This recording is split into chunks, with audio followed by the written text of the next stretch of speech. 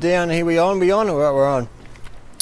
here, just getting the motor fixed. Just blew the motor on the way to Monaco for the Formula 1 Grand Prix, but blew the turbo in the boat, so getting it fixed.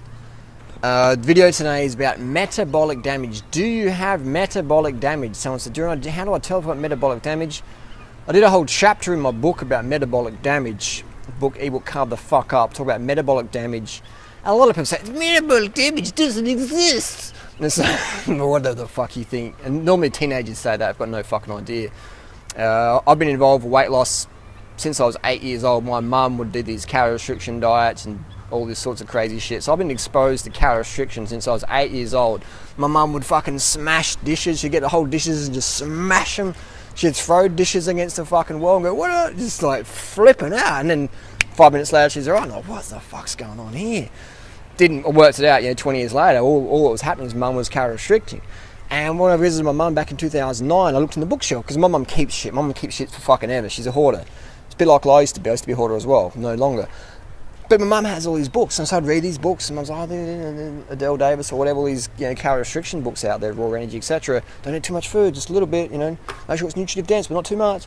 So my mum's been a calorie restrictor, and now my mum's clinically obese. She used to be rail thin, just jogging and starving and rail thin. But eventually, metabolic damage kicks in, or otherwise you could call it metabolic efficiency or adaptive thermogenesis. Google up adaptive thermogenesis. Talks about how the thyroid, leptin, insulin, how all these things contribute to weight gain or weight loss, fat gain, fat loss, muscle density, etc. Calorie is not a fucking calorie. A calorie is not a fucking calorie. People say, calories in, calories out. That's not how it fucking works. Because you can eat 3,000 calories a day from bananas and fucking lettuce, or rice and fucking broccoli, or you can eat 3,000 calories from bacon, eggs, and McDonald's. And you're going to fucking tell me, the idiots out there that say calories are fucking calorie, are you going to fucking tell me, you're going to fucking look into my eyes and say calories are fucking calorie? Where we looking? Calories not a fucking calorie. Alright, because if you eat different calories, different food groups, it's going to have a different insulin response, leptin response, thyroid response, metabolic response, adrenal response. If you're doing stimulants, you're thrashing your adrenals, man. If you're doing stimulants consistently, and then what happens to your adrenal levels, etc. It all affects your pituitary. What if you're on sex hormones like steroids or progesterone or estrogen, a contraceptive pill? That affects your pituitary, hypogonadal pituitary axis, your HPG axis, all these things like this, axis. So people say calories are fucking calorie. No idea. So how do you heal yourself from metabolic damage? You basically do what we're doing, and you're going to gain weight. If you've been starving yourself, if you have adaptive thermogenesis where you're gaining weight back on, that's not fucking our fault. That's fucking your fault, or the fucking fad diet motherfuckers out there who sold you that fucking 1,600 calorie day program or 1,200 calorie day program or calorie restriction fucking whatever. That's their fucking fault and your fault for being suckers to buy that fucking shit. And now you're paying it back. Now you're fucking healing. So don't come and fucking knocking on our doors and say, do you know what it's really? Make you gain weight. The fucking champions understand what's going on. The champions out there going, yeah, I put on a bit of kilos, it's no worries. In 2003, it happened to me, man. I remember 2002, I got into raw foods and I calorie restricted, not on purpose, but just by accident, just trying to be pure and shit, eating fuck all. 2003, I was racing my bike in Europe, just fucking gained heaps of weight. And what the fuck's going on here? Because I started eating more. I wasn't working a job, I was just training and eating and sleeping. So I started gaining weight. But all that was happening is I was just playing catch up from the year before. I was in adaptive thermogenesis, so I was gaining some weight. And my mum, but the thing is, my mum doesn't never break the cycle. She just keeps starving, keeps binging, keeps starving, keeps binging, and she's eating the shit. All right, so if you're gaining weight and you're eating healthy, then your body needs to do that.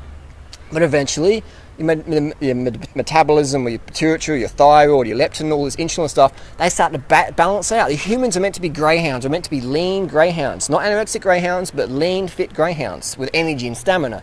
So if you're a bit of a sleek greyhound, a bit of a hefty greyhound, that's fine, but you'll slim down over time. And I see it all the fucking time. But the people who lose trust in the system or whatever, or their body or whatever, they're just going to go back to yo-yoing. They're stuck in that fucking merry-go-round for the rest of their fucking life. And the people who commit and say, yep, this is cool, this is how it is, they get the results. It's just like kickboxing. Anyone can be a fucking hardcore fucking hitter with 4 years of training if they keep training every day, day in, day out, just consistent training, man. All right? Anyone can be fucking lean for life if they just be consistent with their diet, a little bit of training, good sleep. You have to go crazy with the training, you have to be consistent, but consistent with your diet. As soon as you fucking restrict your carb calories, you're tweaking your body out, man. You're tweaking your thyroid. Just Google it up, look it up. Adaptive thermogenesis, leptin, insulin. Insulin is an anabolic hormone. Insulin is one of the most anabolic hormones around. That's why bodybuilders use it, who aren't diabetic, but they're fucking injecting insulin because it fucking makes them anabolic. So if you're eating lots of protein and fat, you're going to increase your insulin. I'll do another video soon about insulin. Carbohydrates raise it a little bit, but you add some protein and fat, fasting insulin levels high. That's why you go to Australia, everyone's fucking huge here. Most people are fucking huge over 25, and it's not muscle, it's just water retention, just edema. Because insulin levels is just so high, their fasting insulin is so high. Go to Asia in the villages, everyone's fucking, because their insulin levels are lower, the leptins are more sensitive, etc. They don't have leptin resistance like they do in Australia. So there you go. What's this metabolic damage? Is fucking real, man. You see it all the fucking time. Just ask any fitness model or anyone who calorie restricts or whatever. They're like, fuck, I just fucking look at food and I just gain weight afterwards. Because they're training their fucking body. They're training to gain the weight. They're training to gain the water retention. They're training to gain the fat retention, the bloat, etc. So once you just understand that, accept that and go, okay, what do I do? Do the right thing. It's always the right time to do the fucking right thing. You're good to go.